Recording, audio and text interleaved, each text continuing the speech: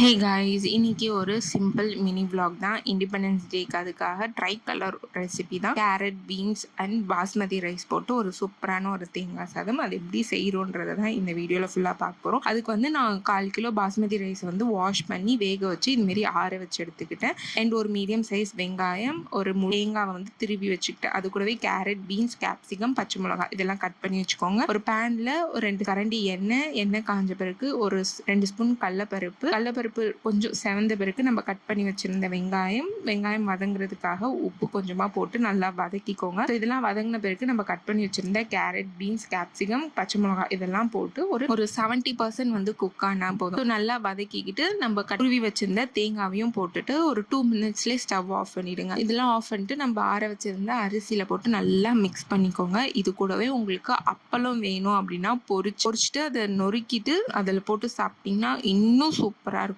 So நாங்கள் அன்றைக்கி அப்பளம் சேர்க்கலை, அதுவும் சேர்த்து சாப்பிட்டிங்கன்னா இன்னும் டேஸ்ட்டு செம்மையாக இருக்கும். அது கூட வீட்டில் வந்து அன்றைக்கி வந்து ஒயிட் ரைஸ், வாழைக்காய், வெண்டைக்காய் அண்ட் ரசம் அண்ட் மோர் மிளகா வச்சு சூப்பராக ஒரு லஞ்ச் முடிச்சாச்சு. அதேமாரி உங்கள் வீட்டில் என்ன ரெசிபி அன்றைக்கி அப்படின்றது, உங்கள் வீட்டில் இண்டிபெண்டன்ஸ் டே அன்றைக்கி என்ன ரெசிபி அப்படின்றத கீழே கமெண்ட் பண்ணுங்கள். பை.